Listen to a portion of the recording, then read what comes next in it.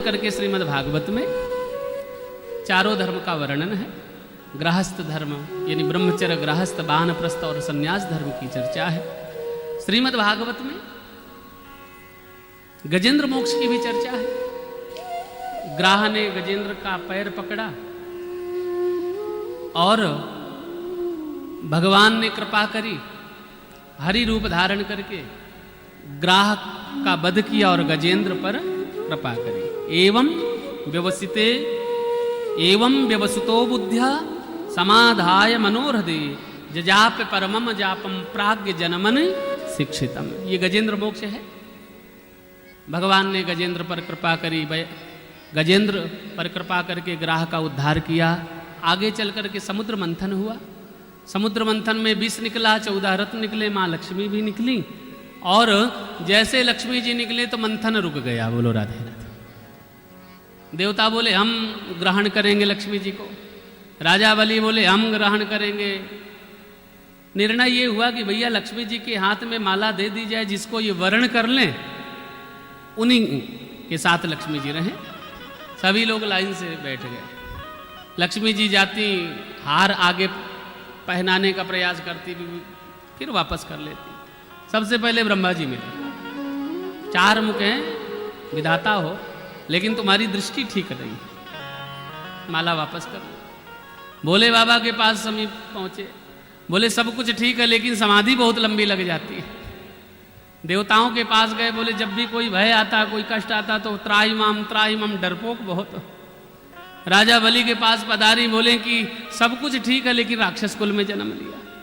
एकांत में नारायण बैठे थे और महाराज नारायण के गले में हार पहना दिया। जैसे हार पहनाया तो भगवान ने कहा देवी देवी देवी हमारे गले में। लक्ष्मी जी बोले चुप रहो, तुमसे अच्छो यहाँ कोई मिलो ही ना, या हमारे तुम्हारे गले में भी हार पहना दिया। जोड़ी बनी लक्ष्मी नारायण की।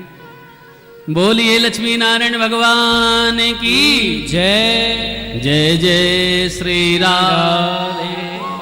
इस तरीके से माँ लक्ष्मी की जोड़ी नारायण के साथ बनी और धन्वंतरी रूप से भगवान अमृत कलश लेकर के आए। मोहिनी रूप से मोहिनी डाल करके देवताओं को अमृत पान कराया और दैत्यों को मदिरा पान कराई। देवासुर संग्राम हुआ, दैत्य मारे गए। गुरुदेव शुक्राचार्य जी ने देखा मेरे शिष्यों के साथ गलत हुआ, तो मृत संजीवनी विद्या से मरे हुए राक्षस को जिलाया और राजा बलि को भी जिलाया। यज्ञ करवाए। 100 यज्ञ कराने का निर्णय, अश्वमेघ यज्ञ कराने का निर्णय लिया। 99 यज्ञ पूर्ण हो गए थे, 100वां यज्ञ चल रहा था। जैसे 100वां यज्ञ पूर्ण हो जाता तो राजा बलि को भी इंद्र की उपाधि मिल जाती। इसलिए यज्ञ चल रहा है। भगवान प्रकट हुए 52 रूप से अदिति महारानी के गर्भ से। यज्ञेश यज्ञ पुरुषाच्युतो तीर्थ पादो तीर्थर सभा श्रवण मंगल नामधेय। साक्षात यज्ञेश यज्ञ भगवान प्रकट हुए हैं।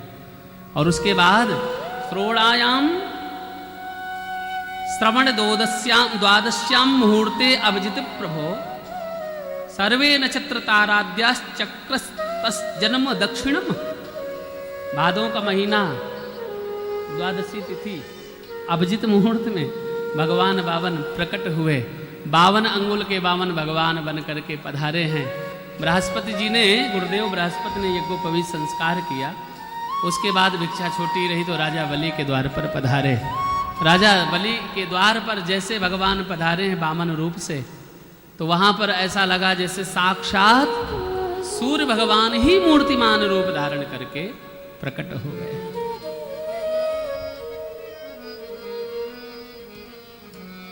तो स्वागतम ते नमस्तुभ्यं ब्राह्मण किं करवाम ते ब्रह्मर्षीणां तपः साक्षान् मन्ये त्वय्यर्वपुरधरम्।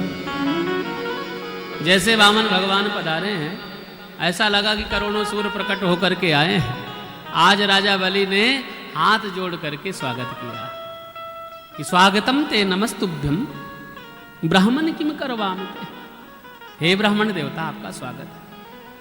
वामन भगवान ने स्वागत स्वीकार किया और आज हमारे द्वार पर आए हैं। मेरे द्वार पर जितने लोग आए खाली हाथ कभी गए नहीं। वामन भगवान ने कहा लेने तो आए हैं लेकिन थोड़ी देर बाद लेंगे। त्याग की परिभाषा करी। अरे ब्राह्मण देवता कुछ तो मांग लो। वामन देव ने कहा कि हम कुछ मांगने तो आए नहीं हैं, यज्ञ के दर्शन करने आए थे, लेकिन अब मन में आता है कि 3 पैर पृथ्वी ले लें, क्योंकि कम से कम उतनी जगह हो जितने में बैठ के भजन कर सके, कोई उठा ना सके उस जगह से। 3 पैर पृथ्वी का संकल्प लिया। और यहाँ तक वर्णन है भागवत में कि गाम कांचनम गुणवत धाम मृष्टम तथा पने मयुत वा विप्र कन्याम। राजा बलि कहते हैं कि हाँ कहो तो तुम 52 अंगुल के हो, नाटे हो, कहो तो इतनी 52 अंगुल की कोई लड़की खोज लें विप्र कन्याम और तुम्हारे साथ विवाह करवा दें। वामन भगवान ने कहा नहीं, रोने धोने वाला काम ठीक नहीं है। विवाह हो गए, बच्चे होंगे, बच्चे मरेंगे, फिर रोना पड़ेगा। इसलिए नहीं, हम तो ब्रह्मचारी हैं। केवल 3 पैर पृथ्वी का संकल्प लिया और 3 पैर पृथ्वी का संकल्प लेकर के जैसे वामन भगवान ने संकल्प कराया राजा बलि के द्वारा, तो महाराज संकल्प कराते ही भगवान वामन ब्राह्मण रूपाय वामनायो इमाम 3 पदानि पृथ्वीम अहम संप्रददते। जैसे संकल्प कराया वामन भगवान ने कहा काम तो बन गया। वामन से विराट बने, क्योंकि इन कथाओं को आपने विस्तार से सुना है पहले। वामन से विराट बन गए। एक चरण भगवान ब्रह्मा जी के लोक में भेजा। यद पादाब्ज नखोदकम त्रिजगताम पापौग विध्वंसनम। आज भगवान ने अपना एक चरण सीधा सत्यलोक भेज दिया। और जैसे सत्यलोक भेजा है तो विधाता ब्रह्मा ने भगवान के कोमल चरणों को देखा और नाखून को धो करके कमंडल में रख लिया। दूसरा चरण अतल वितल सुतल तलातल रसातल महातल पाताल लोक ले गए। और तीसरे चरण में राजा बलि से बोले राजन 3 पैर पृथ्वी का संकल्प तुमने दिया था, 2 ही पैर में सब नप गया तुम्हारा वैभव। राजा बलि ने कहा सरकार एक बात बताओ, संकल्प मुझसे कराया, देने का भाव मेरे मन में आया, अभी तक आपने मेरे वैभव को नापा है और मैं आपसे पूछता हूं आपकी दृष्टि में धन की कीमत है या धनी की कीमत है? वामन भगवान बोले धनी की कीमत है।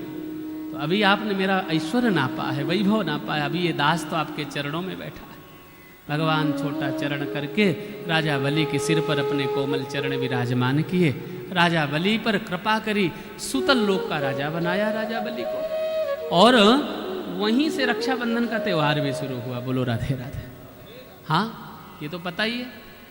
लक्ष्मी जी को पता चला कि हमारे पति तो है ही नहीं बैकुंठ में, चौकीदारी कर रहे हैं। क्योंकि राजा बलि को सुतल लोक का राजा बनाया था, तो राजा बलि से भगवान ने कहा वरदान मांग लो। तो बोले इसी वामन रूप से आप हमें हर द्वार पर नजर आओ। तो भगवान तो चौकीदारी कर रहे हैं सुतल लोक पर। लक्ष्मी जी आई, रक्षाबंधन वाले दिन राखी बांधी राजा बलि को और राखी के बदले भगवान को बंधन मुक्त करा करके ले गई। इस तरीके से वामन चरित्र को कहा गया।